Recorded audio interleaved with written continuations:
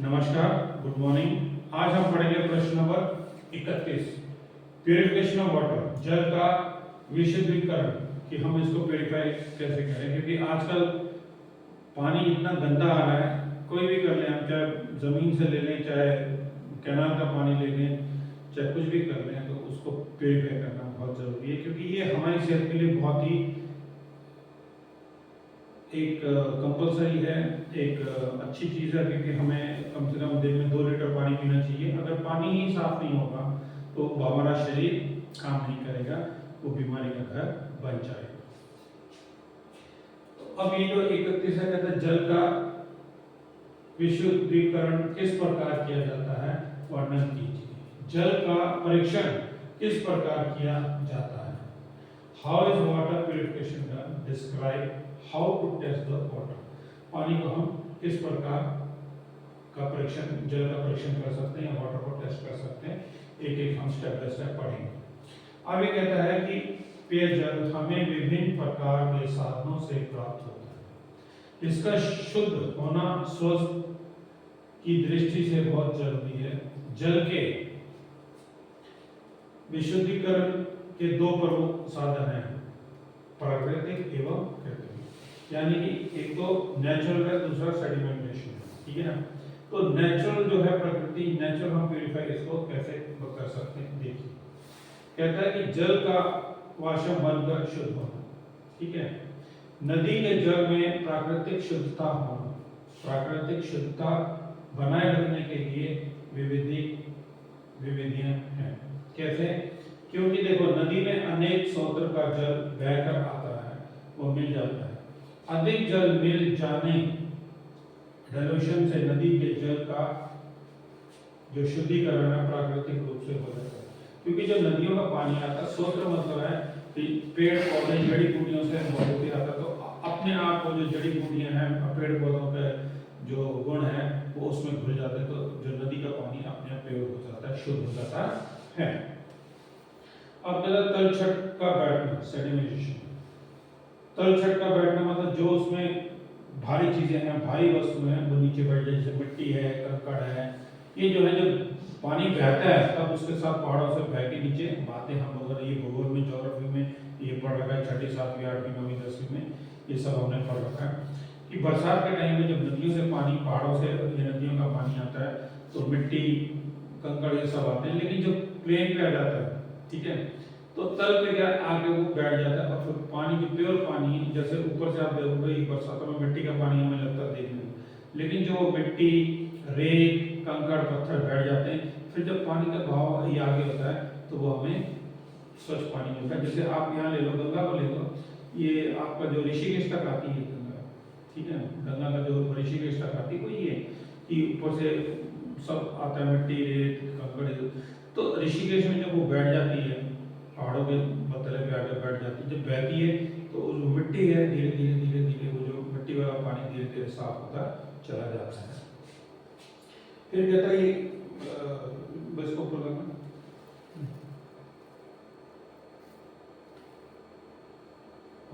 अब कहता है इस प्राकृतिक विधि द्वारा नदियों के जल में पाए जाने वाले दूषित तत्व स्वस्थ की धीमी गति से नदी के जल में बैठते रहते हैं, जिनसे ऑक्सीजन तथा अन्य तत्वों के योग से भिन्न भिन्न ये पदार्थों में ऑक्सीजन तथा घटाव की क्रिया में मदद मिलती है, और इस तरह जल में पाए जाने वाले जीवाणु तथा गंदगी में कमी आती है। फिर कहता कि आकाश की वायु और जल में विद्यमान ऑक्सीजन चेतनामुक्त ये पदार्थों, ऑर्गेनिक मैटर्स को तोड़ फोड़ कर सूक्ष्म और तरल बना देते हैं। इसी कारण जल में उपस्थित जीव जंतु इनका भक्षण कर जल शुद्ध करने में सहायता करते हैं। प्रकाश की क्रिया से, जो सूरज की रोशनी पड़ती है पानी पे, प्राकृतिक रूप से सूर्य के प्रकाश में जो किरणें नदी के जल में पड़ती हैं, उनमें अल्ट्रावायलेट किरणें भी होती हैं, जो जल में मौजूद जीवाणु को समाप्त करने में मदद करती हैं। तो इसमें क्या है कि छोटे मोटे जो कीड़े मकोड़े होते हैं, ठीक है, ज़्यादा, तो ऊपर से जब सूर्य की रोशनी पड़ती है, वो अल्ट्रावायलेट रेज आती है, पानी पड़ती है, तो वो उतना गर्मी सहन नहीं कर पाते, तो वो अपने आप ही ये मर जाते हैं, छोटे मोटे ये जीव जंतु। फिर कहता है प्रकाश की क्रिया। प्राकृतिक रूप से सूर्य के प्रकाश में जो किरणें नदी में जल में पड़ती हैं, उनमें अल्ट्रा किरणें भी होती हैं, अल्ट्रावायलेट किरणें भी होती हैं। तो इसमें जो है वो जो कीटाणु चुभे, छोटे बड़े कीड़े मकोड़े आप मर जाते हैं। फिर कहता है अन्य विधि। नदी के जल में उपस्थित सजीवी सिम्बायोटिक जीवाणु परजीवी जीवाणु को नष्ट करके जल का शुद्धिकरण कर देती है। तो इसमें क्या है कि जो छोटे मोटे होते हैं, जैसे उनको मछलियां मेंढक उनको खाते रहते हैं ना, तो ये छोटे मोटे या तो उससे धूप की रोशनी से मर जाते हैं, या मछली या ये अपने मेंढक वगैरह होते हैं कि उनको खा लेते हैं, तो अपना शुद्धिकरण होता रहता है। अब कहता कृत्रिम साधन द्वारा भी जल का शुद्धिकरण किया जा सकता है, इनमें प्रमुख ही है। अब ये कहता है ये उबालना सबसे बेस्ट है, पानी को उबाल लो, ठीक है। फिर वातन है, फिर निसंदेह तथा निकषमय आसन तथा ये है, फिर ये है गंध एवं स्वाद से एरित करना। अगर उसमें थोड़ी बहुत ही ये बदबू आती है तो उसका जो स्वाद है वो हम ये हटा सकते हैं, ठीक है। ये है तर्श करना, फिर ये है जल की कठोरता, जो हार्ड वाटर है उसको करना। ये सब जो है हम एक एक करके इसको लेते हैं कि हम इनको कैसे, हम ये सब पहले भी पढ़ चुके हैं, ये वापस दिया। तो सबसे बेस्ट है पानी को उबाल लो, पानी को ये उबाल कर ठंडा कर लो, फिर छान लो। और छानने में जैसे टोकरी में मैंने आपको पहले भी कहा, जब छानते हैं तो ये आपका टोकरी है तो इतना सा नीचे पानी छोड़ दो। जब टोकरी में पानी छानेंगे तो इतना जो है छोड़ दो, क्योंकि इसमें गंदगी होती है। और जब आप छानते हैं तो हम लोग जो मार्केट में छन्नी मिलती है हम उससे करते हैं, नहीं। छन्नी अगर करनी तो छन्नी के ऊपर आप मलमल का कपड़ा या तो सूती कपड़ा रख दो, ताकि जो बारीक से बारीक भी उसमें कचरा है वो आपका नहीं जाएगा, तो ये आपका डबल फिल्टर होके जाएगा। अब ये कहता प्राय जल की शुद्धिकरण 2 स्तरों पर किया जाता है। सार्वजनिक जल वितरण के लिए बड़े पैमाने पर, घरेलू। अब देखिए ये जो सार्वजनिक जल ये वितरण है, ये हमारी जो नगर पालिका है, पंचायत है, यहाँ पर टंकियां बनी हुई हैं, ठीक है। पानी आता है या तो वो जमीन से लेते हैं, या कैनाल का पानी आता है, या पाइपों का थ्रू आता है, उसको ऊपर टंकी पे चढ़ा के फिर उसको गांव में या शहर में मोहल्लों में उसको बांटा जाता है। तो ये हो गया पब्लिक के लिए। घरेलू ये उपाय के लिए छोटे पैमाने। अब हम घर में उसको पानी को कैसे शुद्धिकरण करेंगे वो भी तो एक एक करके पढ़ लेते हैं। ऊपर बस क्या बड़े पैमाने पर जल का शोधन, purification of large scale water, ये कैसे होता है ये देखिए। प्रत्येक बड़े शहर में जल शोधन का कार्य वाटर वर्क्स द्वारा किया जाता है। इन वाटर वर्क्स द्वारा नियमित विधियों जल शोधन हेतु अपनाई जाती हैं, जैसे संग्रह हो गया, निसंदेह हो गया, क्लोरीन उपकरण हो गया। अब संग्रह का मतलब ये देखिए यहाँ पे स्टोरेज है। पहले हम पानी को ये इकट्ठा करते हैं, कहता जल को प्राप्ति स्थान अर्थात स्रोत से प्राप्त करने के उपरांत उसको जल शब्द में संग्रह किया जाता है, उसको पानी को ये इकट्ठा किया जाता है। इस कारण वह प्राप्ति स्थल पर होने वाले प्रदूषण से मुक्त रहता है तथा सामान्य 90% ये शुद्धियां नीचे तली में बैठ जाती है। मैंने आपको कहा जो हैवी होता है वो अपना गंदगी नीचे बढ़ जाती है। आमतौर पर जल को संग्रह करने के कारण कुछ रासायनिक और कुछ जैविक परिवर्तन भी आते हैं, जैसे नदी का पानी 10 से 15 दिन तक संग्रह के बाद रखा रहे तो हानिकारक जीवाणु की संख्या तो कम होने लगती है, किंतु एल्गी आदि जीवों के पैदा होने में जल का बदबू आने लगती है। क्योंकि हम इसको जो वैसे तो कहा जाता है कि 24 घंटे हम अपने घर में भी मटकी में पानी भरते हैं या बर्तन में किसी में रखते हैं, तो वो आमतौर पे भी उसको 24 घंटे के ऊपर जो पानी उसको बदल देना चाहिए, ठीक है। नहीं तो वो बदबू मारने लगता है, उसमें आ जाता है। आप देख लो यहाँ पे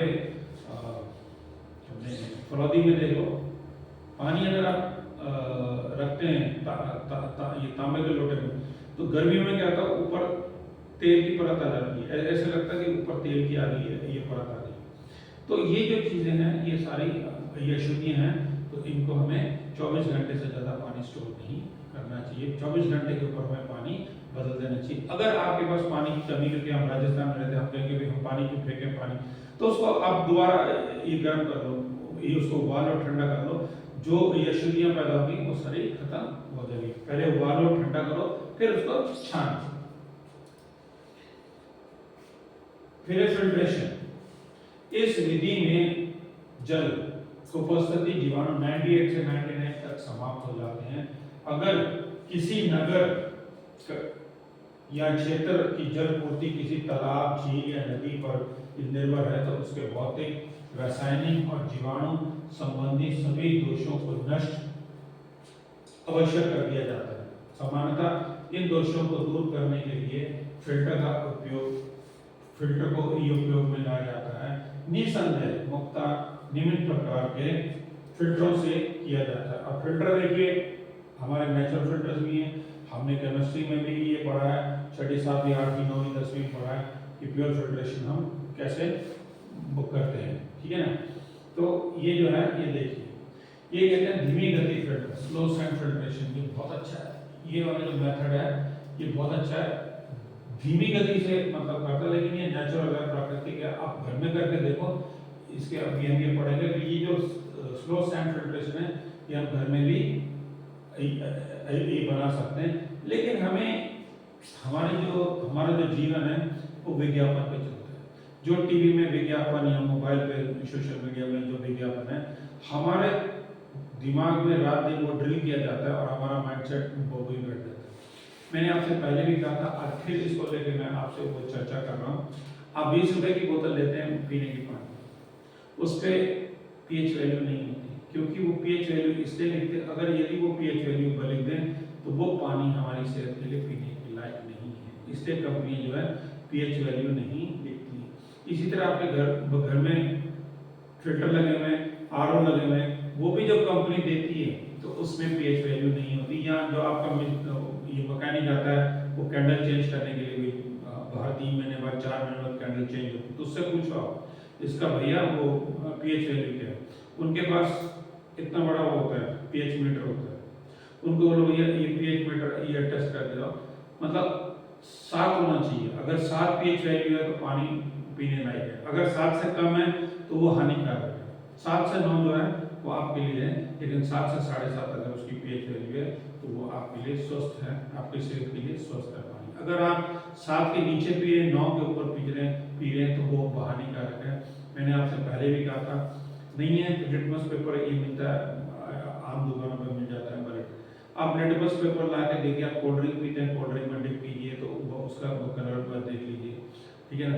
लिटमस पेपर से आपको ये पता चल जाएगा। आप ये मिनरल वाटर पीते हैं जो बोतल वाला, उसमें आप देख लीजिए तो आपको पता चल जाएगा कि आप कितना हानिकारक ये पदार्थ पी रहे हैं जो आपकी सेहत के लिए हानिकारक है।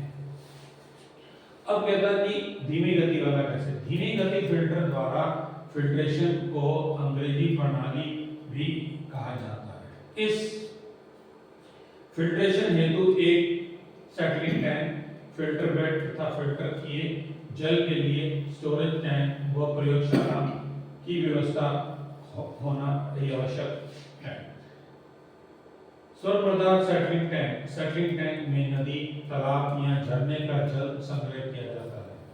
लगभग 48 घंटे तक इसमें रखने से जल में अलिवन अशुद्धियां नीचे तल में बैठ जाती हैं। अगर जल में फिटकरी मिला दी जाए तो जल की अशुद्धियां शीघ्रता से बैठ जाती हैं। फिटकरी को कोलगेट कहा जाता है। फिटकरी के मिश्रण से जल का स्वाद बेहतर व सुगंधित को कम किया जा सकता है। वर्षा ऋतु के दौरान जीवाणु नष्ट करने के लिए जल में अमोनियम सल्फेट मिलाया जाता है। ये केमिकल है।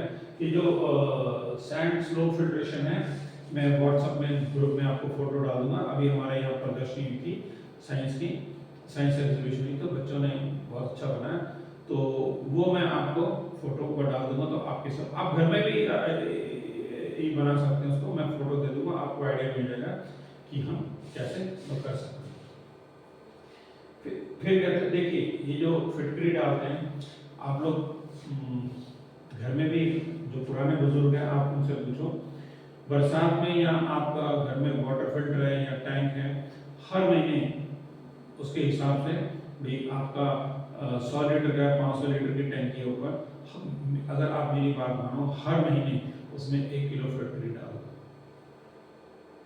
1 किलो फिटकरी डालने से क्या जो भी ये शुद्धता होगी वो नीचे ये बैठ जाएगी। 1 महीने बाद जब आप टैंकी में 1 किलो फिटकरी डालने जाएंगे तो आपका मैल जो है नीचे बैठी हुई बनी रहेगी। आप ये वाटर पार्क में जाते हैं, स्विमिंग पूल्स में जाते हैं, तो आप क्या समझते हैं वो रोज नया पानी देते हैं आपको स्विमिंग पूल में, इतने लीटर कहाँ से लाएंगे?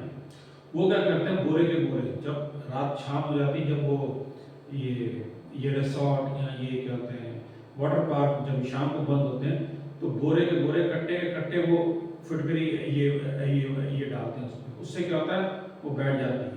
बैठने के बाद में सुबह फिर वो लोग उसको जो है वो सफाई ये कर देते हैं, उसी पानी को फिर वो दूसरा टैंक होता है पीछे, जैसे मान लीजिए स्विमिंग पूल है यहाँ पे, तो फिटकरी डालने से गंदगी नीचे बैठ गई, फिर उसी पानी को टैंक के पानी को पीछे टैंक एक और होता है वहाँ पे वो उसको निकाल जो गंदगी होता है फिर स्वीपर वगैरह उसको साफ कर देते हैं, फिर वो पानी दोबारा डाल जाता है। जब आप जाते हो तो वो कहते हैं देखो जी ताज़ा पानी आ रहा, तो ताज़ा पानी नहीं वही बासा पानी उसी को अपना ट्रीटमेंट देके वापस उपयोग में लाया जाता है। फिर ये कहता है फिल्टर बेड के क्षेत्र को कई भागों में विभाजित किया जाता है। इस क्षेत्र को छानने वाला क्षेत्र भी कहा जाता है। प्रत्येक बेड विभिन्न आकार का मुंह बंद संग्रहालय होता है। आमतौर पर ये अलग अलग रेखाओं में एक साथ बराबर में बने होते हैं। सेप्टिक टैंक में संग्रहित जल को फिल्टर बेड में धीरे धीरे ऊपर से नीचे की ओर छोड़ा जाता है। 1 वर्ग फीट आकार का फिल्टर एक दिन में अनुमानन 15 गैलन संग्रहित जल का शुद्धिकरण करता है। फिल्टर बेड आयताकार होते हैं। इनकी गहराई आवश्यकता के अनुरूप 12 फीट से 15 फीट तक होती है। फिल्टर बेड से पाई जाने वाली सतह निभा होती है। अभी देखिए कितना है, कहता ऊपरी खाली स्थल जो है 2 से 3 फीट होगा। फिर जो जल की गहराई है वो 5 से 6 फीट होगी। अब कहता बारीक बालू फाइन क्रश सैंड जो बालू कहते हैं हमने जो है 1 से 3 फीट तक होगी। ठीक है, तो ये जब होगा आपका तो वो पानी। फिर कहता है मोटी बालू कोरस सैंड, जो मोटी बालू है वो ठीक है आधी से 1 फीट तक 6 इंच से लेके 1 फीट तक होगी। कंकड़ छोटे छोटे पत्थर जो है कंकड़ ये भी 6 इंच से लेके ये 1 फीट तक होगी। ईंटें ब्रिक 2 तय जो है। अब हम ईंटें क्यों ले रहे हैं, ब्रिक क्यों ले रहे हैं? ईंटें किससे बनती हैं? मिट्टी से बनती हैं। जब ये मिट्टी से जाके बन के भट्टे में जब ये पक के आती हैं तो ये भी एक बहुत अच्छा फिल्टर ये बन जाता है। करके देखिए आप, ठीक है। अब कहता है इन सतहों को मोटाई भिन्न स्थानों पर भिन्न होती है। छने हुए जल को ईंटों की नालियों व धाराओं में व्यवस्थित कर निष्कासित किया जाता है, निकाला जाता है। निरंतर व एक गति का निस्सरण शिथिल करने के लिए फिल्टर बेडों में वाल्व लगे होते हैं। इनमें कुछ अंतराधिक और कुछ बाहर तत्व होते हैं। वाल्व लगे होते हैं कि एक टैंक से दूसरे टैंक में पानी कैसे छोड़ना, जब वो भर जाता है खोल देते हैं, फिर आगे हो जाता है, फिर पीछे वाले को भर देते हैं, तो ये प्रोसेस चलते रहता है। फिल्टर की क्रिया जैसा स्लो स्टैंड फिल्टर निम्न प्रकार की क्रिया करते हैं। भौतिक कार्य फिल्टर बेड को ऊपर स्तर पर ही ये शुद्धियों को प्रत्येक कर रोका जाता है, परंतु फिर भी कुछ जीवाणु कंकड़ पत्थरों की सतह पार कर जाते हैं। वो आमतौर पर 99% तक जीवाणु ऊपर सतह में फिल्टर हो जाता है। पर ये तो अगर भौतिक, ये तो नेचुरल हो गया, ये रासायनिक केमिकल वाला। अब कहता है इस कार्य द्वारा वायु की उपस्थिति में जल में कार्बनिक तत्वों का नाइट्रोकरण और ऑक्सीकरण जीवाणु की मदद से होता है। अब कहता है जैविक स्तर वाइटल लेयर। अब इसमें क्या है, जीवाणु संबंधी वास्तविक कार्य फिल्टर बेड में 2 से 3 दिन तक कार्य करने के बाद कई निम्न श्रेणी के वनस्पतिक पदार्थ जैसे एल्गी है, वहाँ फंगी है, ठीक है, एकत्रित होकर एक सब परत बन जाता है जिसके जैविक सतह वाइटल लेयर कहा जाता है। यह सतह बालू के ऊपर जमती है, वह सतह जल में उपस्थित जीवाणु को जमा करती है। इस जमाव की सतह मोटी हो जाती है तथा निषेध की गति धीमी होती जाती है। ऐसे स्थिति में 1 इंच तक सतह को काट कर छील दिया जाता है। इसके पश्चात जल में क्लोरीन का प्रयोग आवश्यक किया जाता है। प्रति सप्ताह नियमित जल का जो है प्रयोगशाला में जीवाणु परीक्षण आवश्यक किया जाता है, ठीक है। इस फिल्टर में निर्माण में व्यवस्था यदि जाता है, साथ ही अधिक बड़े स्थान की आवश्यकता पड़ती है, किंतु धीमी गति से फिल्ट्रेशन के कारण घने जल की 99% जीवाणु व यशोदियों से मुक्ति हो जाती है। कभी-कभी क्लोरीकरण की आवश्यकता भी नहीं पड़ती। क्यों? क्योंकि देखिए जब फिल्ट्रेशन है, जो माइन्यूट होते हैं, जो हम माइक्रोस्कोप में देखते हैं कीटाणु, वो भी कभी-कभी पास हो जाते हैं। तो आगे सबसे बेस्ट है या तो क्लोरीन डाल दो या फिटकरी डाल दो पानी में। अगर कुछ 1% या 2% जीवाणु उसमें कीटाणु या भी जाते हैं पानी में फिल्टर होते, तो उसका बेस्ट मैंने बताया, या तो क्लोरीन डालो या फिर फिटकरी डालो। मैं क्लोरीन में इतना आपको सजेस्ट नहीं करूँगा क्योंकि क्लोरीन जो है वो केमिकल है। क्लोरीन क्या है? केमिकल है। ज़्यादा क्लोरीन यूज करोगे तो आपके खारिश होगी, जो स्किन है ना आपकी त्वचा, ये सूखी हो जाएगी, फिर आप जैसे खुजली करते हैं तो सफेद ये परत निकलती है। तो क्लोरीन में हाँ कभी-कभी आप यूज कर सकते हो इमरजेंसी में, लेकिन क्लोरीन की आदत मत डालो, बेस्ट है फिटकरी। फिर है रैपिड ग्रेविटी फिल्टर। अब इसमें क्या होता है, देखो प्रॉपर ये कहता है इस विधि में अमेरिकन विधि का भी कहा जाता है। इसको रैपिड कहने का तात्पर्य इसकी निश्चितता, शक्ति की तीव्रता ये बताते हैं, ठीक है। शक्ति स्लो सैंड फिल्टर की तुलना में 40 से 60 गुना अधिक होती है। इस प्रयोग व निर्माण में कम प्रयोग में सरल व सुगम होता है। इसके लिए स्लो सैंड फिल्टर की तुलना में कम स्थान की आवश्यकता पड़ती है। ये फिल्टर विशेषताएं यांत्रिक निस्तारण की क्रिया पर आधारित होता है। वो प्रतिदिन लगभग 130 गैलन प्रति वर्ग फुट तक फिल्ट्रेशन में समर्थ होता है। तो ये लास्ट स्टेज पे है, मैं ये उसकी बात कर रहा हूँ। फिर सामान्यतः क्या है वाइन फिल्टरों की, इस फिल्टर में लकड़ी, लोहा या कंक्रीट व आरसीसी के 7 फीट गहरे सिलेंडर होते हैं, जिनमें जल को बालू की सतहों के द्वारा छाना जाता है। इसमें ऊपर की बालू की जो है तय है की मोटाई 27 से 36 इंच, 30 मान लीजिए 30 इंच तक, तथा निचली जो है कंकड़ वाली में की मोटाई जो है 12 से 18 15 फीट तक होती है। इसमें 2 प्रकार के फिल्टर होते हैं, दबावी फिल्टर, ग्रेविटी फिल्टर। दबावी फिल्टर का चैम्बर बंद रहता है और गोलू लैंप या जल वाल द्वारा खींचा जाता है। अब रैपिड जो ग्रेविटी है फिल्टर क्रियाओं के प्रमुख आधारित होता है, संघनन तथा झाग निर्माण, ठीक है, कोलगेशन एंड फॉर्मेशन ऑफ फ्लॉक तथा फिल्ट्रेशन को हम कैसे करते हैं, अब ये देखिए।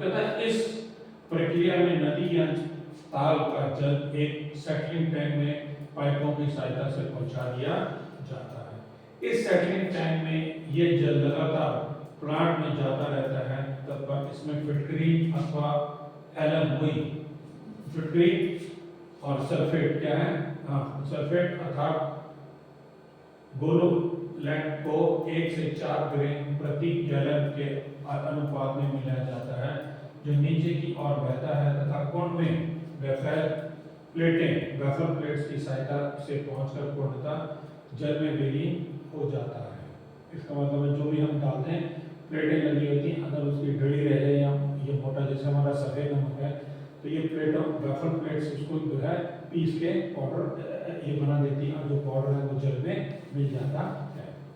अब कहता है तल छटीकरण सेडिमेंटेशन, जल का कुंड में प्रवेश के उपरांत जल में उपस्थित अनियमित पदार्थ या जल तक जमा हो जाता है। इस कुंड में जल को 3 से 6 घंटे तक रखा जाता है।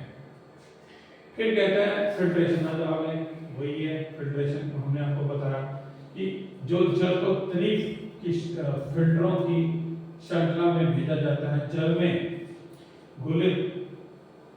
गोलोलैंड बालू की सतह पर जीवाणु व शैवाल बैल्वे की मदद से एक चैतन्य जैविक सतह वाइटल लेयर को निर्माणित है, जिससे जल का इसके ऊपर से गुजरता। तो ये एक एल्गी फंगी है, ये एक तरह का फिल्ट्रेशन काम करता है।